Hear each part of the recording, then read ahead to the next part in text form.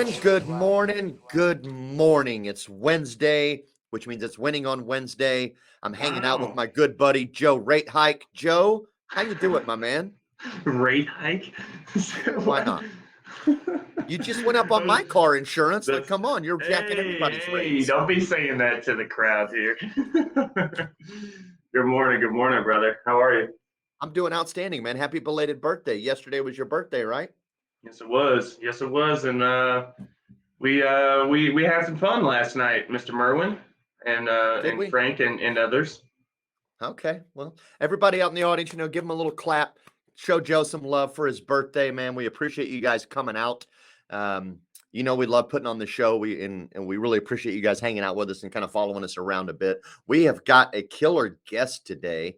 I don't want to get Sure. too far ahead of ourselves, but he is definitely an insurance nerd. You've seen him all over YouTube. But before we bring him on, I want to get back to the crux of the show real quick with my friend Joe Rate Hike. Joe, what is your weekly win, my friend? Weekly win was the birthday, man. So That's it not fair. was. That one's easy. I know, right? That one's like super easy, but like yesterday was a little bit different. It wasn't like the classic. Now, granted, I don't know. Like I feel like once you hit a certain age, it's just kind of like whatever. It's your whatever, right? It's like just another year. I don't know. It's starting to feel that way. But yesterday was, man, I just felt like super blessed and super fortunate to be sitting in the seat that I'm sitting in, driving the vehicle physically and just business and everything, right? That I am. Man, I just feel super blessed. And so yesterday was an awesome day. Obviously, you were at the house, so had the little party. Got some gifts that I had no freaking clue were even happening. Shout out to Merwin. Shout out to my buddy Jacob too. We got Boy, Jacob threw down new with the light fixtures. Come fixtures, on. bro. Like, What? yo, come Who on. does that? Somebody tell me, okay, put in the comments, guys, if you've ever had somebody literally change all of the light fixtures in your house for your birthday. Put that, I want to hear that in the comments. But that was huge. And honestly, again, it just went back to man, I'm super blessed. Like, I have amazing people in my life, people that care about me. And then, I mean, my bank account doesn't show it to you last night, Merwin. But, I Oh, know that's that you right. I'm care about me. $200 richer, aren't I? I was I like, haven't I even pulled up looked. my I was like, oh damn! Looks like I PayPal Tony $200 last night. Yes, Or you it wasn't did. me. Yes, you did. And you have uh, to work on your billiards skills a little bit, my yes, friend. yes, I know. But anyways, no, super blessed, and thank you for being there, brother. But for Of you, course, what you man. got? What's your weekly win? Man, coming off those 2 weeks that I was running on the road, honestly, the weekly win feels like surviving those 2 weeks was a win in and of itself. But you're just back in the office, killing it, and excited for things that we have going on here. We've got some new things that we're launching at PSM, which I can't talk too much about, but that is hot. But really just pulling all the information that I grabbed from those 2 weeks on the road, all the people that I met. I mean, 4 events, had a blast, went to Medicarians in Vegas. Met a ton of people, had just a great time. That event was top notch. I mean, it was Good. absolutely top notch. Yeah. They threw a 90s hit party for us. It was the coolest 2 hour party I've ever been to. They had Rob Bass and DJ Wow. Easy Rock, Tone Loc, Young MC, and Mark McGrath from Sugar Ray. That dude is a hell of a performer. A lot better than I thought. Like, he's still geeky looking, got the frosted tips. Like, he's still running that whole look, from the 90s. But he's a hell of a performer. Like, he did a great job. So that whole Good. thing, I'm just running with momentum this week, and that's my win. Is I'm kind of still on that high and just bringing that momentum into this week and killing it. So lots of good things going on, and just super excited. So I want to bring our new guest on. Unless you guys are living under a rock, man, you've probably seen this dude. He's got a killer YouTube channel where he's out there teaching people about insurance in the P&C space. He's out in Arizona, runs a group called Safe Street Insurance. And on YouTube, he is known as the Insurance Nerd.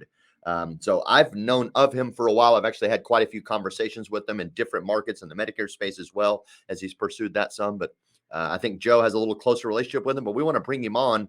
Absolutely. Please give us a beautiful virtual clap and welcome for our good buddy, Mr. Michael Overstreet. What is up? Hey, what's going on, guys?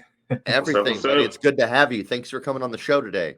Absolutely. Thanks for having me. It sounds like you guys have an exciting life, man. When you guys talk about everything you have going on, It's easy to have an exciting life on Facebook, it models it that way for us. You're not going to put up all the shitty things that we do, just all the fun stuff. This is true. So, man, take a moment real quick and just introduce yourself to our audience, kind of let them know who you are, what you're about, and kind of what you have going on. Yeah, absolutely. So I have to correct you a little bit, Tony. I was running a group called Safe Street Insurance. I thought you had rebranded recently. Yes, 4 months ago, we merged. I merged with 2 other agencies, one here in Arizona and then one in Missouri, and the 3 of us became one as Heritage. So all right. There's 3 of us, and yeah, it's been great because my job as part of an agency owner of Heritage is running the marketing, running the video, running the content, everything I love to do. And that's why you guys see me all over the place online, because that's my job. That's what I do, and that's what I love to do. That's awesome. You do a good job of it, because I mean, I've definitely seen your presence online, on video, on YouTube, etc. So definitely good stuff. But keep it going. Like what is going on with Heritage that made you guys kind of want to acquire, or not even acquire, but merge and kind of continue what you're doing? Yeah, so that's a good question, and we get that question often. A lot of people say, "Dude, you owned your own business. It was growing. You were successful. Why in the world would you go and split your ownership into a third?" Right. Like now I don't have all the control. But essentially, what happened is over time, going to different insurance events, I got to know Jeremy and Caleb really well. We became friends. And we started working together. We used a lot of the same systems. We did a lot of the same marketing. And so we were always talking almost daily. And after a while, it was like, why are we talking daily, doing the exact same thing? And, but we're not combining our efforts. So I'm doing one thing over here. Caleb in Missouri is doing the exact same thing over there.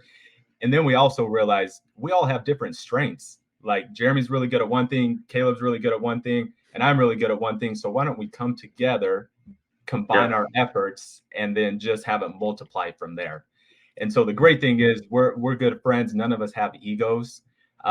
Jeremy and Caleb, when you think of Heritage, you probably don't even know who they are. You've never seen their face. You've only seen my face when it comes to Heritage. They don't care. As long as we're winning, everyone's happy. As long as the bank account is going up and up and up, it doesn't matter. So none of us have egos. We just come together. We all want to win, and that's what we're trying to do. That's powerful, bro. Sweet. That's like you guys hear that? That's literally the whole. You just summed up why I created Syndicate. Literally, like not even like nail on the freaking head, bro. Like I'm serious. Like this is exactly what it's. Why do it alone, right? And I think a lot of agents, guys, if you're catching this live or if you're catching this, on the replay, sometimes it can almost like even what you were doing. I bet you probably felt this in the past. Is that, man? Sometimes it feels like you're almost on an island. That's probably why you were talking to them every single day, right? So that it didn't feel like you were on an island. And it's like, dude, why don't we all just like get our own island together? You know what I'm saying? And I talk about that a lot, but it's that strategic partnership, that really.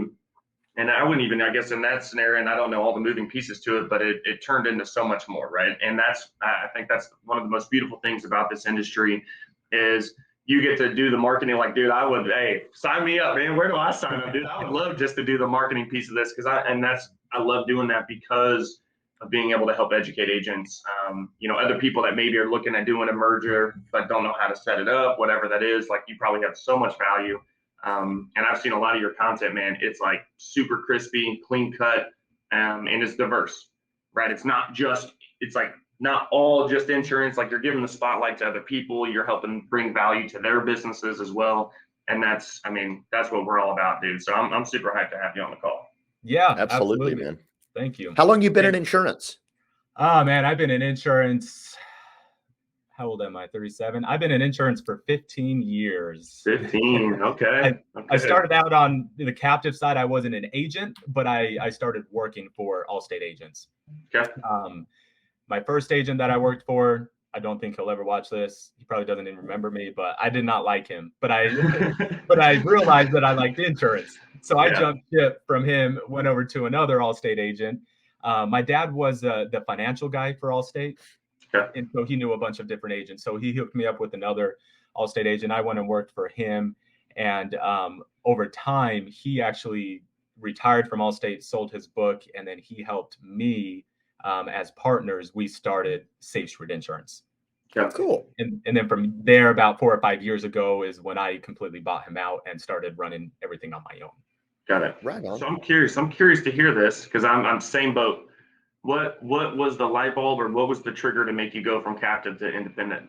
What was that? What was that moment of like, dude, screw Allstate now? And it's like, now again, I appreciate my upbringing in Allstate. I think they do a really good job of making you very proficient in selling that product. But then I'm like, dude, how do I have like the highest close ratio at like 30%? That means I'm turning away 70% of what's hitting my desk. Like that was my light bulb moment. Like I'm curious to hear what was that? Well, mine was very, very similar. When I started here in Arizona, Allstate was awesome. You know, I could ride anybody all day long.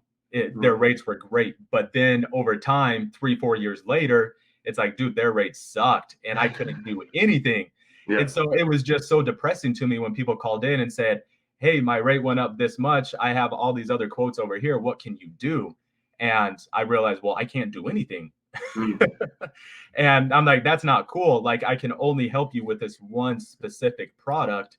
And when this product that I have no control over, you know, goes down the crapper, what am I going to do? Right. And so at that point, you know, I knew the independent world. And so I was like, okay, this makes no sense to be in the captive world. I got to jump ship to the independent world. It's good. Love it. It's good. Yeah. What's been the biggest challenge making that switch and getting it going? Like, if you were talking to a new agent who's looking at that space right now, like, what was the biggest hurdle that you personally ran into? Yeah. So I would say, and this is, I hate repeating like buzzwords in the insurance world. I think I commented on one of Joe's posts, like the originality in the insurance world is horrible. So I hate repeating the same thing, but honestly, just trying to be everything to everyone. And that's kind of ironic because I just said I wanted to jump ship from Allstate because I only had one product, and then I come to the independent world and I'm like, hey, don't do everything. You can be a little bit more like specific in the indie world though. Yeah. And so I would say, you know, going into it, if you're a new agent, and if I started from scratch day one, I would simply say, okay, how do I want my brokerage to run? How do I want to run business? What types of products do I want to sell? And then build my agency that way. Yeah. Instead of being reactive and saying, oh, this person called me, they want this, or this person called me, they suggested this, and then trying to find what they want. That's running your business the way other people want. And that's going to stress you out. It's going to cause more work for you. And I don't think you can grow as quickly as you would want to if you're doing it that way. But if you have your specific mindset, your goal, your focus, you'll be good. Right. Yeah. Right. That's what Tony talks about that a lot. The long obedience in the one direction. I know he talks about the one direction, but I think just having that long obedience is very important. Definitely out the gate, you know, when you're starting an agency, starting a business. And I think a lot of people miss that too. You know, there was a lot of, now granted, I'm fortunate enough, I got running it with Pops. You met Pops, which also, I'll tell you guys, hey, anybody watching this, like Pops was saying, he goes, man, these guys are freaking killers, by the way. So don't let Michael fool you. Like, I mean, these guys know what they're freaking doing. You know, but for me, it was getting to see, wow, there's so much more that goes into actually running a business than just selling insurance. And I think a lot of people tend to overlook that. It's like, no, there's a lot of things. And I think, you know, I wanted to kind of, you know, tap into this because I think you were able to find this partnership that's been amazing, right? Where everybody complements everybody. And that's kind of what we've got going here at Redwood is like everything Dad does is all the shit I do not want to do, right? And everything I do is all the stuff he don't want to do, right? And so it's been a great compliment. But I wanted to kind of talk a little bit about what does it look like since you've started this partnership or however long ago it's really taken place, or you guys have merged. What does that look like your transition into this whole marketing thing, right? Because I feel like, I mean, all your YouTubes, all that stuff is like recently you're scaling it. What does that look like as far as like pivoting from, man, I'm working on all the things in the business to now, man, I really get to like pursue my passion. I get to do what I'm really, really good at. I'm curious. Yep, absolutely. And so let me touch on real briefly too, as I was just talking about, you know, you need to be laser focused in what you do. That has been a challenge as 3 different agencies have come together. Because even though we were talking before and we did a lot of the same things, we had the same systems, all of that, we all kind of did things differently. I didn't touch commercial. Caleb and Jeremy did. And they did different types of commercial. And so for the past 4 months, as we've come together, honestly, it's been, I told Jeremy the other day, I feel like we burned the whole building down and now we're just rebuilding from the ground up, which has been a lot of work. It's been tough, but honestly, it's going to pay off in the long run because we've set now that structure that we want moving forward. And so I haven't been able to go full force into marketing like I want. Like you say, I'm scaling, but honestly, I want to go like 10 times more. Oh man. But I've had to spend some time that honestly I haven't wanted to spend in the business, in the daily operations. But I'm slowly getting out of that, which is great. I can finally see the light at the end of the tunnel. Right. But our whole philosophy, when we decided to come together, we sat down and we went through Traction, EOS. I'm not sure if any of you all are familiar with that. It's a really great book. I know a lot of the successful agents that I look up to and like, hey, I want to be like you. They run off of Traction, EOS. So if any agents are watching this and you don't know what it is, check it out. But anyways, we're running our business off of Traction. Where was I going? Oh yeah. And part of that is, who do we want to be? What's our purpose? What's our mission? And our mission is to build better futures. That's what we're all about, is building better futures for ourselves, for our clients, and for our team. For all of our employees, we're building better futures. And one of the main ways we do that is through education. And so that's where I come in. Everything I do in terms of marketing and content is educating. Education. Yep. So I'm not looking at it like, hey, let me run some Facebook ads or some YouTube ads and get some quick entries from people that don't care about their coverage or care about any of that. A lot of these people just care about price. Right. Which is great. I mean, you have to care about price, but I don't go into it with that mindset, with that focus. I go into it as, hey, all these people, when I'm on these Facebook groups, community groups, people are asking questions anywhere online, in person, all of these questions that people legitimately have. That's my job then, to go out and create that content for those people. It's not about me. It's not about Heritage. It's not about bringing people into our office. It's all about answering the questions that those people have. That's good. That's so good. They can be educated and build their better future. Get the proper coverage, understand the coverage. So where are you kind of living? Are you like a YouTube guy, or is it like kind of like, hey, Facebook groups, and then you go and create a YouTube video, or kind of like what's your bread and butter? Yeah. So I'm heavily focused on YouTube. Okay. That's my long-term play. Yep. Unfortunately, YouTube is not the quick, like overnight. Yes. So I have to be patient. It works. Yep. It absolutely It's a long works. play though, but it works. Long play.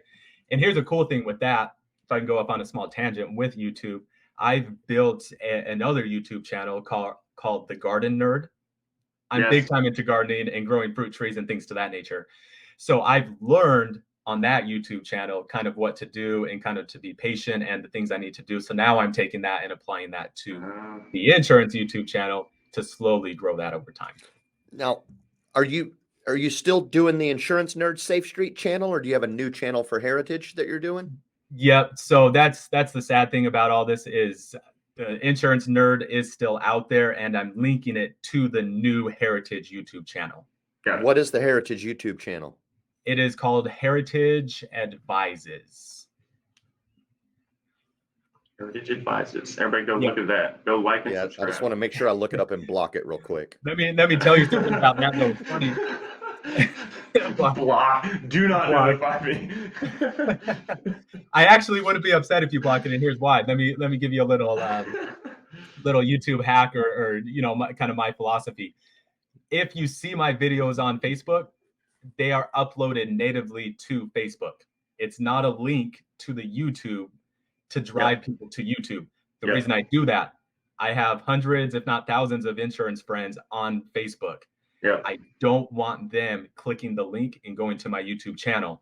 Because messes that up your up the YouTube algorithm. Yep.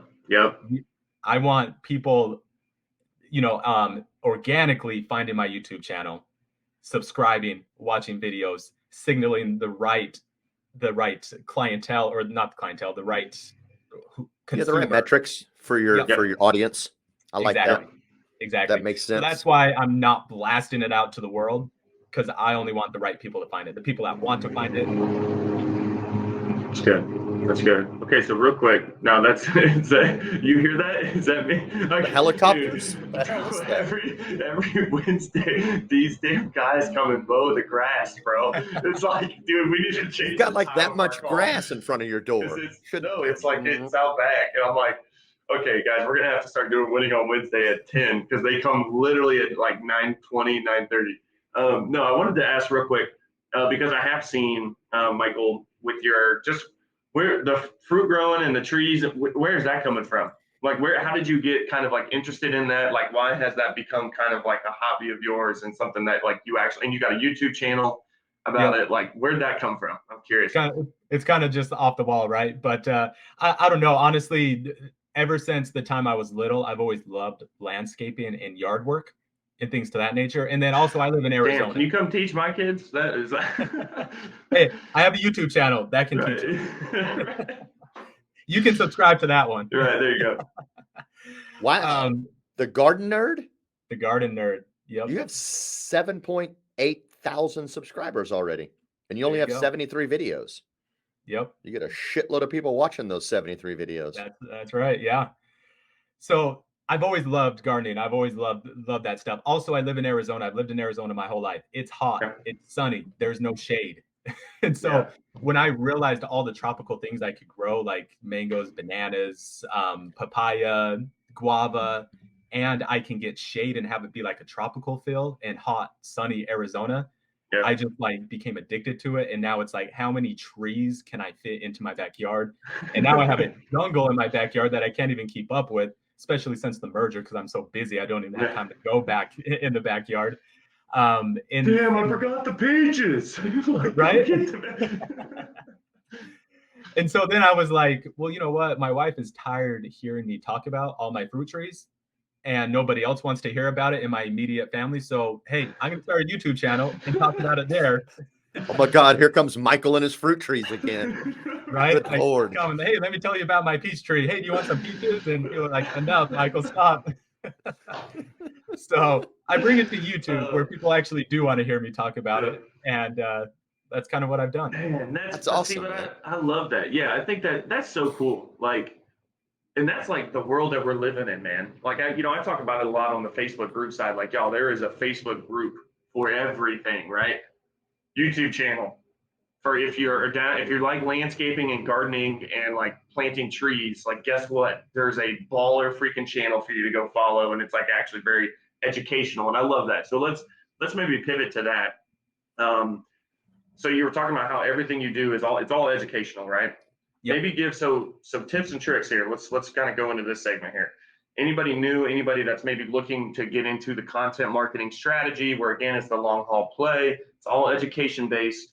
Like, what are 2 to 3 things that, hey man, like these are the things I focus on in my videos when I'm trying to educate, right? Is there any kind of like infrastructure that you have built into when you're doing an episode, a podcast, whatever it is? 100%, yes. And this is where my mindset is, just so everyone understands. So I talk to a lot of agents, and they're like, you have to provide value, and the only way to provide value is to get people in your office so they can sit across from you and you can properly advise them. That's old school, right? Like, yeah, maybe if you're 50 plus, that's the case. People still want to come into your office, sit across from you, and get that advisement. But if you're younger than that, no, that's not the case. What you want is fast, easily accessible information at your fingertips 24/7. And so when I go into making a video or a piece of content, everything I do is, okay, I just wrote out like 2 pages worth of content and information. I need to break that down into 2 paragraphs, because nobody wants to listen to me talk for 2 pages worth of content, and nobody wants to read 2 pages worth of content, right? And so I go as simple, and this is hard for me because you've probably already noticed I just start talking, right? And I repeat a lot of things. So it's hard for me to break it down in a very simple, easy way to understand. But that's what I do is, and I think it's called Hemingway app. You can plug in stuff there and it breaks it down. Hemingway, yes. He was a famous writer, Joe, back a long time ago. Ernest. Oh. There you see, Tony's smart. I didn't even know that. I just knew what it was called. That's hilarious. Ernest Hemingway. But you can plug your stuff into there, and it breaks it down. It helps you simplify it almost to like a 4th, 5th, 6th grader level. Huh. I also have a 7-year-old girl and a 10-year-old girl. And so if I'm like, hey, I really have to make this easy to understand, I'll bring them and I'll be like, hey, Jade, come here. Let me explain this to you. And I'll explain it. And then I'll be like, tell me what I just told you. Oh, smart. And they're like, and then repeat it. Yeah. I'm like, hey, that's good. So that's the first thing, is make it as simple, easy to understand as possible. One other thing on that, I was doing some SEO research for a blog that I was doing the other day. And when I do that, I go to like the top ranking websites for the keywords I want to rank for. Yep. One thing that I just noticed, all the top ranking websites, they are using less and less words and more images, graphics. Okay. Very easy to keyword? Understand. No, not as a keyword, but on the actual web page. So less words, more image. Yep, exactly. That's what people want. And I made a post on LinkedIn about this. Like, we live in a meme world, right? People want a meme that can explain it in 2 or 3 words and an image. They don't want 2 or 3 paragraphs. They want a meme, and it's simple and easy as can be to understand. Dude, that's like next level, but like, you're so freaking right. Yeah. I mean, I'm 28 now, but like, our generation like is kind of pretty much like that, man. It's like, oh, I can assume or know a whole story based off of a meme. Like, and all I got to do is look at the meme, you know? It's 100%. Crazy. Yeah, 100%. And then even look at, like, you know, Facebook has their reels, Instagram has their reels, like TikTok. It's like, even on YouTube, unless it's like something you really want to get into the details about, no one wants to watch a 15-minute video. People want to watch a 30-second video or a 60-minute or 60-second video. They want it as short and sweet as possible. So that's the first thing I would say. The second thing is, don't make it about you, right? I see so much marketing and content out there from insurance agents. Oh, we're family owned, we've been around for 3 generations. We have 15 companies that we can help you with. And it's all about us. So whenever I try to write a piece of content, I started out with you. What do you want? What do you need? How am I solving your problem? Yeah. Completely forget about yourself. How are you solving their problem? Mm-hmm. And go with that mindset when you talk to them or when you write a blog or anything to that nature. Yeah, you got to give value first before you can ever receive it nowadays. I mean, you have to. You know, 100%. And that's not a new thing. It's just more. It's more prominent now because of technology, because of video, the way we can now outreach to consumers. But that concept is old. That's super old. Dentists used to send us free toothbrushes in the mail. Remember? And like, hey, here's a coupon for your free checkup too with the free toothbrush. And then now they get you to come in and check out. Oh, I need a cleaning. Let me go see this guy. Gave me a free toothbrush. And now they get you in. They got you in their value ladder. Same concept, right? Now it's just a different style of education because we have different mediums. And I love what you said earlier about, well, maybe if you're 50 plus, you still want to sit across the table from me. You'd be surprised, man. My wife's YouTube channel is starting to blow up. And she focuses on the Hispanic Medicare market. Same way, dude. They are chewing up her educational material. And they're the same thing. They want it quick. They want it easy, especially with Medicare because it's a pain in the ass. It's a government program, confusing as hell. So they're chewing up content too. And they're like, I need the answers quick. I need to figure out my benefits, get my health insurance done, and get on with my life, please. Right. 100%. And if you're not doing that and you're still trying to do it the old school way, like, oh, no, don't go online, come to me, you're going to lose out, man, because ultimately, yes, it's out there. It's out there on the web. I mean, you don't even have to go to school anymore. You can go to YouTube and learn everything you need to learn, right? So if you're not doing it, they're going to find the information elsewhere, and 10 years from now, you're going to be dead in the water. And I would say that because I know we've got people, watching this call that are in the group too, that are doing it what we'll call the quote unquote the old school way.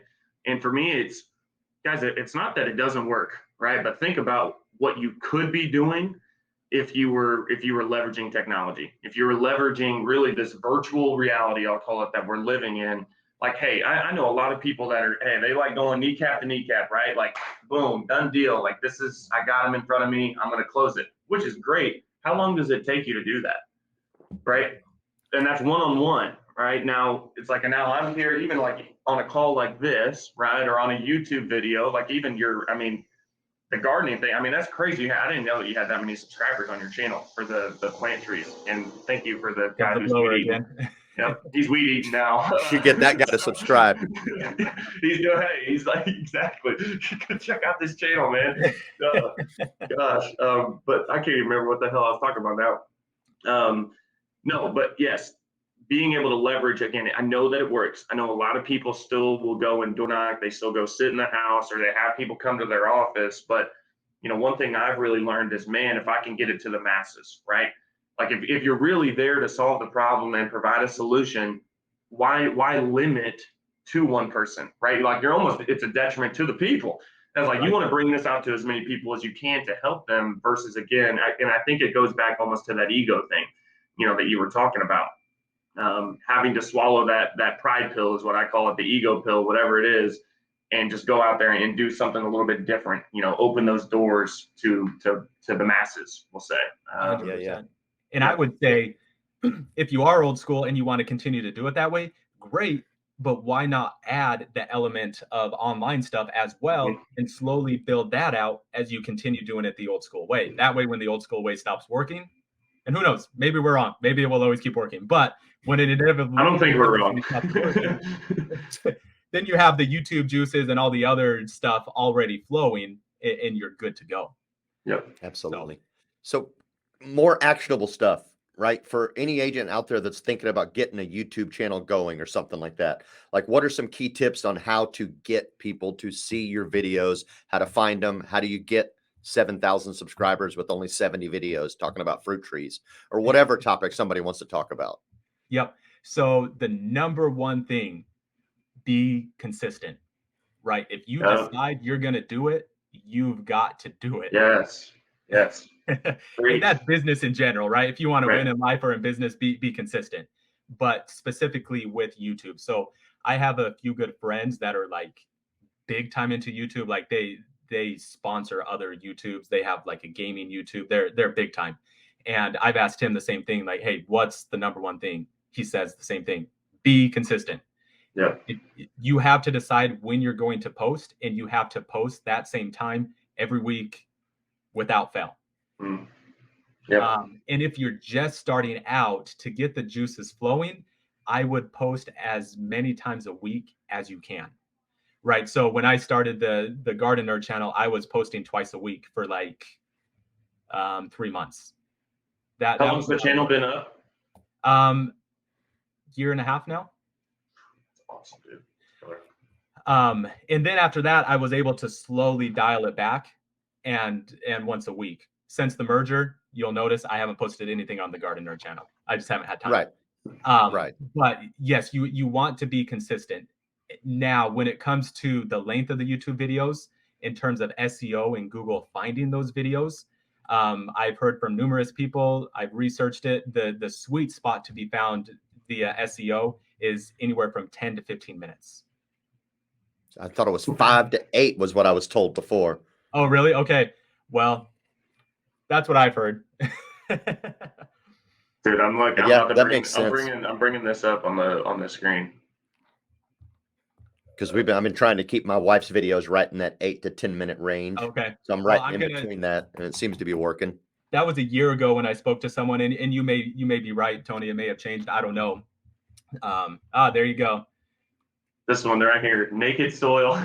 You like that one? That's solid, dude. I don't know, man. I'm like looking at all these, and I was like, dude, I would probably follow this channel, man. Like, it's a lot of good content, bro. I just want to give you a quick shout out there. There you go. Thanks, man. So that's really it, honestly, just being consistent, and then also always going back to the same thing, always thinking in your mind, what do the people want to hear? What are they searching for? Right. And that's why I briefly mentioned earlier, I go into community Facebook groups. I'll tell you both, for both insurance and the Garden Nerd. For the Garden Nerd, I'm part of like 50 Facebook groups. I see the questions they're asking in there, and I'm like, they ask that question every day. No one has a good answer. If I could have a video that I could just say, here you go, this answers your question, boom, there you go. Yeah. Same thing with insurance, community groups.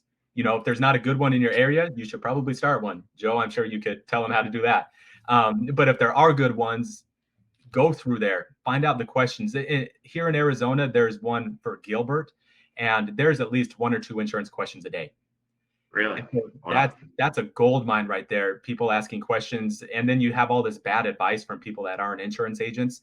So it's awesome for you to go in there as an authority and be like, here you go. This answers your question 100%. I'm not asking for anything. I'm just giving you the information. Just here's the value. Oh, that's definitely hail damage, man. The insurance company will buy that roof for sure. And it's like claim denied. like, nah, man. Just because your neighbor gets a new roof doesn't mean you do. Exactly. And so let me say one thing on that real quick. Yep. You can completely differentiate yourself going in there as an agent and posting a video that answers their question without being the needy insurance agent. That's what I do. I see other insurance agents in there. Hey, call me. I can give you a quote and save you money. Right. And it's like, dude, again, they're making it about themselves and not with no value. Right. You know, I think, what I wanted to, and you're saying it, and this is what I've been trying to, and I need to do a better job of it too, as well. This show, and like, I'm doing like a bunch of video stuff now, but I was like a keyboard. I'm a nice guy, so it's not like I'm a keyboard warrior, but I did live behind the keyboard, right? And something I've been really trying to do better myself, but then also when I'm teaching on social media and stuff like that, video guys, because I think, it totally breaks down those walls of what a typical insurance agent is, right? And we all know, we've all heard the stereotype of what an insurance agent is. And for me, it's like, I'm a human, guys. Like I know I sell insurance, but like I have kids, I have a garden, I have like all these things that we do that they can relate to. It's way more difficult to get that in front of them if you're just typing it out, right? And so I love that you're talking about the video piece and you get to track all the metrics behind it. That's another thing that I've been like, man, I like doing videos more because I get to see everything behind the video versus, okay, how many people like saw this and then just didn't give me like any engagement, right? 100%. And so I just wanted to highlight that because I think that's very important. Yep, it makes you real. And in today's age, with so much information out there online, like that's great. People want to consume that information, but they also want some personality behind it. Yep. That's where else are you getting? Go ahead. I was just gonna say that's where Grace is winning. I think on y'all's YouTube channel, right? Is that she's putting a personality behind everything that you guys are doing with Avila. So her personality definitely makes it easy. She's loaded with personalities. That helps, and she's clearly attractive, which also helps. That does help on video. It doesn't hurt. Definitely doesn't hurt that she's real good looking. So you mentioned community groups. Where else are you getting ideas for some of the topics that you want to put on your YouTube channel, other than obviously your own expertise? Yep. So from our staff, from our people that are talking to our clients every day. So in our agency, every week we send out a survey to all of our employees, very brief, 3 to 4 questions. And it asks, what was the biggest frustration of this week? What was your biggest win of this week? What are you going to do better next week? But then it's the same question every week. What were the top 3 questions you got from clients this week? So they put those into the survey. And then over time, I can see the correlation like, hey, 2 or 3 of our staff members have gotten the same question 4 weeks in a row. I need to make a piece of content about that. Yeah. And so that's with the merge, I'm not talking with the clients anymore. So I've kind of lost that aspect. But there's always going to be someone in your agency that's talking to the customers. They're asking the questions that need to be answered. Well, hopefully there is. Hopefully you got somebody picking up the phones. Right. And so that's a gold mine right there. Like people tell me all the time, I don't know what to make a video about. And I'm like, dude, for the next 100 years, I have ideas for content. It's never ending. Like sometimes I stress out, like right now I'm doing a video series on like every single auto coverage and home coverage. And I'm like, man, I have to pick this up because if I only release one piece of content a week, it's going to take me like a whole year. And so it stresses me out. I'm like, I gotta go faster. So it's like, if you just listen to your clients and, listen in the real world about the questions that are being asked, you'll never run out of content. So, okay, perfect question here. Do you batch record, or is it like, boom, oh dude, we saw that question, I'm gonna go record some content? How do you like record your content and like basically publish it and get it out there? It's both. I prefer to batch record. Like right now, when I'm doing the series with, like I just said about the auto and home coverage, I'm batch recording. In fact, today I'll probably record 5, 6, 7 videos all in one. But then there are other times, like for instance, when Will Smith slapped, what's his name? Chris Rock. Yeah. And I was like laying in bed Sunday night, and I was like, you know what? I need to make a piece of content about that. So I planned it out in my head Sunday night in bed. I woke up Monday morning. I made a piece of content like, hey, if he sues Will Smith and Will Smith has an umbrella, would he be covered? Just something stupid to play with the headline and get views. So I quickly made a video about that. And there are other things where it's like, I need a piece of content right now. Right behind me, I have my screen, I have my camera set up so I can record and edit in 5 minutes. Yep. But you're using a green screen and everything, or? Yeah, it's a gray vinyl screen. A gray, okay. Yep. Same concept. And then I have my whole camera like rig where I just roll it wherever I want to roll it and record something. If it's something fast like that, I do my own editing.